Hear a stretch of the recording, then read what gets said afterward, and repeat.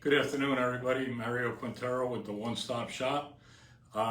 Today's Thursday, so it must be happy hour live Facebook show. I have some great information, especially for those that might be looking to buy a home for the first time or even to upgrade a home.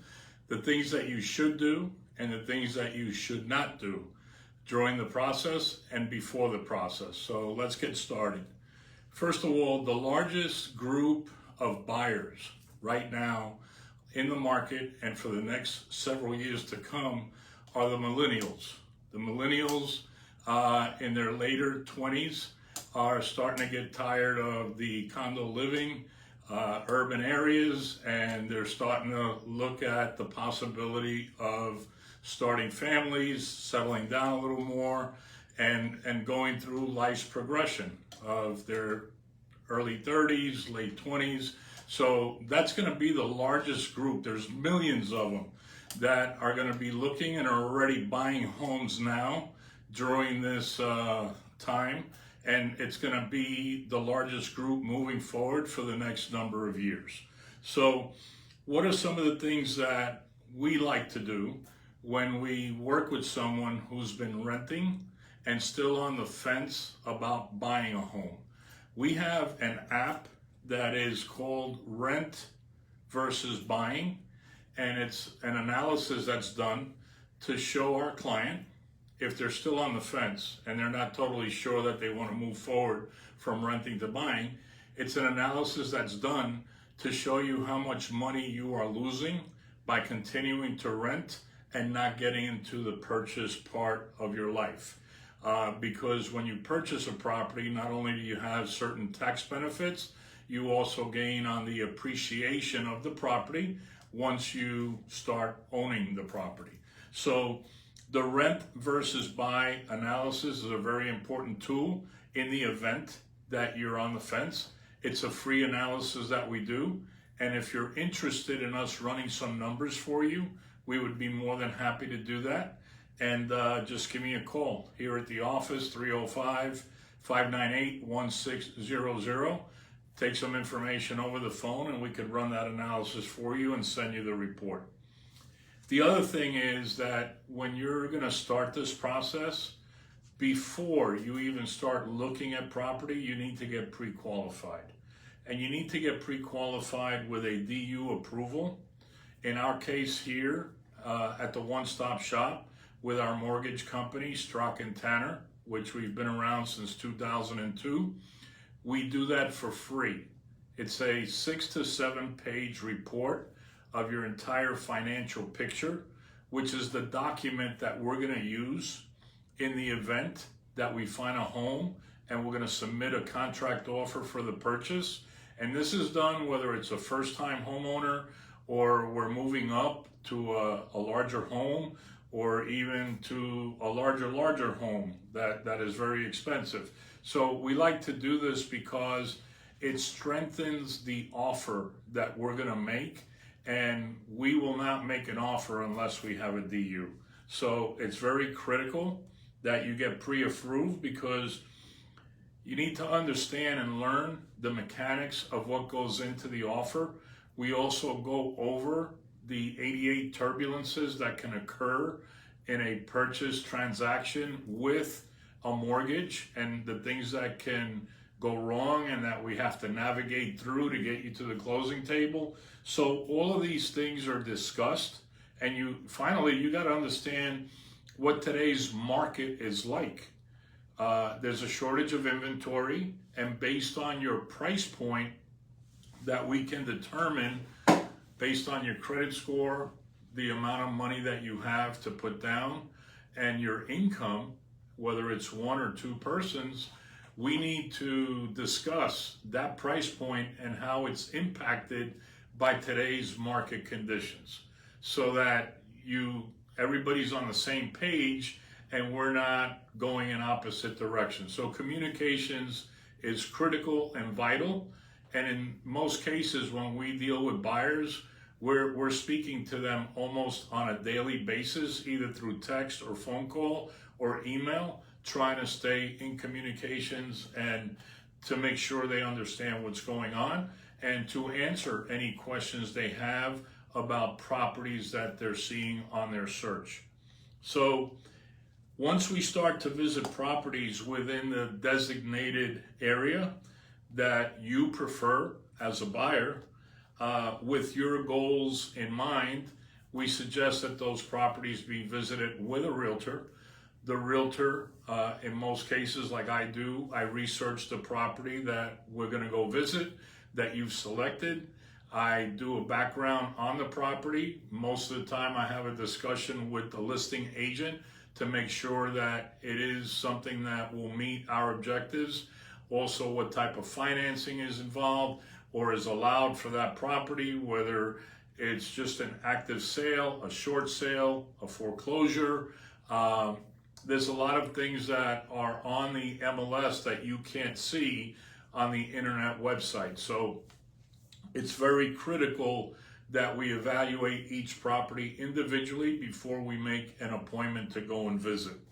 So the other things that I talk to our buyers about, sometimes they listen, sometimes they don't, is not to chase the listings that are on the internet, okay, that are specifically outside the geographic area that we have discussed that we want to focus on.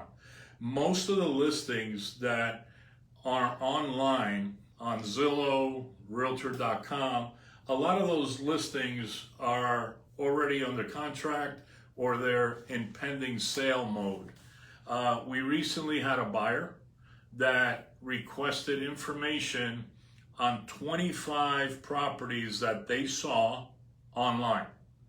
Just to give you an example of how accurate what I'm telling you is, out of the 25 properties, and I did this to prove a point to them so that they would not do this anymore. Out of the 25 properties that they looked on their own, which were outside the geographic area that we had set up to search for them on the MLS, 20 of the properties were already under active contract or pending sale. Out of the 5 that were left over between the time that I made the appointment to go see the property and us getting there, 2 out of the properties went into contract and we had to cancel our appointment. So that leaves us with 3 that we're trying to schedule for this Sunday. And out of those 3, who knows if they'll be available by the time we get there Sunday or not. So remember, we do these searches specifically to focus on the goal of the buyer and what their needs and wants are. When the buyer starts looking outside of that geographic area, you're not helping the process at all. So one of the important things when you're a buyer, we need to make a plan together. Everyone in the family that's going to be part of the decision needs to be on the same page, and we all need to be moving forward together. Not me one way, one party this way, one party the other way. It doesn't work. We have to stay together and keep the lines of communications open.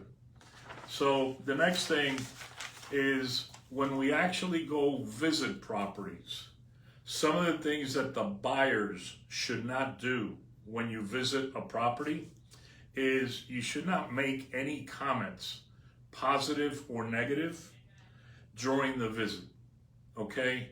We don't want to have any ooh-ah type of moments at the home in front of the listing agent. We want to try to keep as straight face as possible, move quickly around the home, take as many mental notes as possible, and we will have enough time to discuss that particular property or all the properties we see in private so that we can come up with a plan if we're going to make an offer. We don't need to tip our hat to the listing agent to show them how much somebody loves the property so that you immediately lose some leverage in the negotiations of the price. In most cases today, there really isn't a lot of negotiation on the price. there is a lot of offers that are at asking price or above asking price because of the current market conditions and the shortage of inventory that we are experiencing. So the next thing is the offer, the contract offer. Right now, there's a lot of offers that really, because of such high demand and low inventory, a lot of offers are going in above asking price. On Saturday, I went to show a family a home, and when I got there, there was a line of people about 20 deep, and by the time we left, there was another 20 at the property. So that's a house that was getting a lot of traffic. Our buyers decided not to place an offer because it didn't work for them. But I'm sure that of those 20, 40, 60 people that went to see that house, I'm sure they got multiple offers. And whoever won the offer game in that particular property probably had to make an above asking price offer. So one of the things that we do for our buyers, if they need to see numbers in regards to an over asking price offer, we have an analysis tool that we can show them based on whether we're going to offer $5,000, $10,000, $15,000 over asking price, if that's what's required to get that contract. We have an app that we can run the numbers to put our buyers' mind at ease and show them how quickly they're going to get the return on that investment of basically offering above asking price. So that it might take 6 months, it might take a year, it might take 18 months to get that money back that you're paying for over asking, and then the appreciation that will continue from that point on will make you whole. So don't look at, in this market, making an offer over asking as a negative situation, because it's not. In the long run, and when I'm saying long run, it could be 6 to 18 months, no more than 24 months, you will get that money back and get the house that you really like, because it's very competitive out there, and it's just the way it is right now. There's not a lot of inventory, and we have to compete in order to get that offer accepted. We have the experience to get that offer accepted, not only in the way we write up the offer, but also in the way that we present the financing. And that listing agent, 9 out of 10 times, is going to prefer going with our offer, where they know they only got to deal with one person on the financing, the contract issues, the inspection, the appraisal, and then when the title work comes in, it's still one person that they're dealing with. They like that consolidation of communications because they only got to go to one person as any issues arise, and it's an easy form of communication. So it gives our buyers an advantage when the one-stop shop is the one that's doing the work for you. If you have any questions, feel free to give me a call at 305-598-1600 at any time. You could also text me on my cell or call my cell after hours, 305-588-0451. If you think there's value in the information that I've shared with you today, feel free to share this video to your friends and family. You never know who you're going to be helping out there. I want to wish all of you and your families a happy Valentine's Day weekend. Make it a great one, and we'll be in touch next week. Thank you, and have a nice day.